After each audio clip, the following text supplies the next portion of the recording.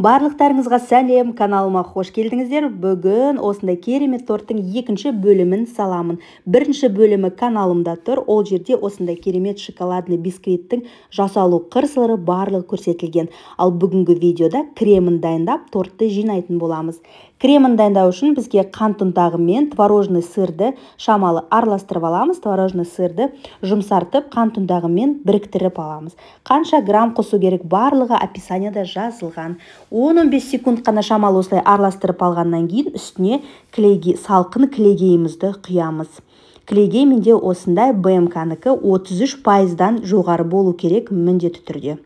Содан кейін барып клейгейді құйғасын араластырамыз. Ұзақ араластырудың қажеті жоқ. Қою бір келкі теп-тегіс осындай крем дайын болғанша араластырамыз. Ұзақ араластыра берсеңіз, креміңіз іріп кетуі мүмкін. Сол үшін мұқият болыңыз.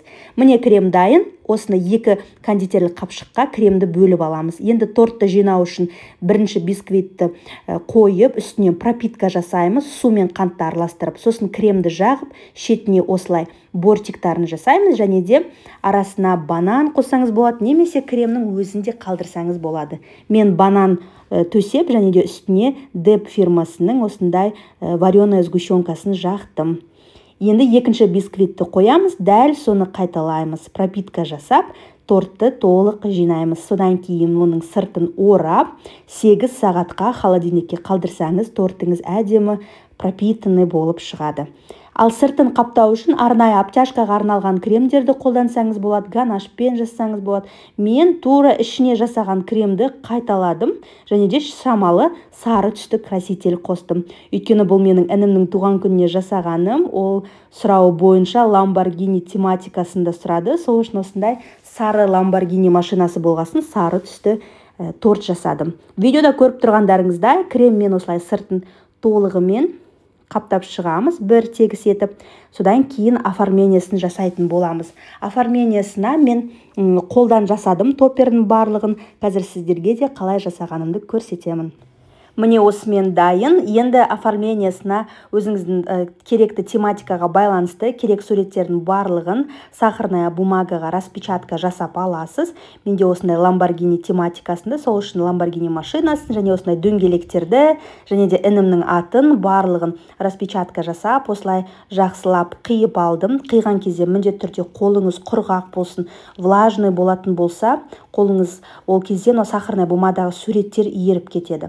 Міне осылай барлығын қиып дайындап аламыз. Сосын ойша қай жерге нені жапсыратыңызды примерно көресіз. Мен осылай эмблеманы алдына қойып, қалғандарын шпажканың көмегімен үстіне қоямын. Енді бізге ақ шоколад керек.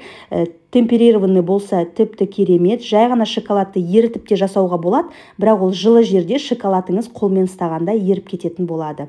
Дәл осылай эмблеманың артына шоколадты жағып жабыстырдым. Шоколадсыз құр сахарная бумаганы жабыстыратын болсаңыз, жаңағы айтқанымдай кремнің ылғалымен суретіңіз еріп ағып кететін болады. Дәл осылай міне видеода көріп тұрғандарыңыздай ар жағына шпажкаларын қойып, бетіне шоколад жағып, топперлерді дайындап, холодильникке салдым. Біраз уақытта тез ғана шоколад қатып қалады, и сізде осындай жеуге болатын топперлер дайын. Ары қарай өзіңіздің фантазияңызға байланысты торттың бетін әдемілесеңіз болады.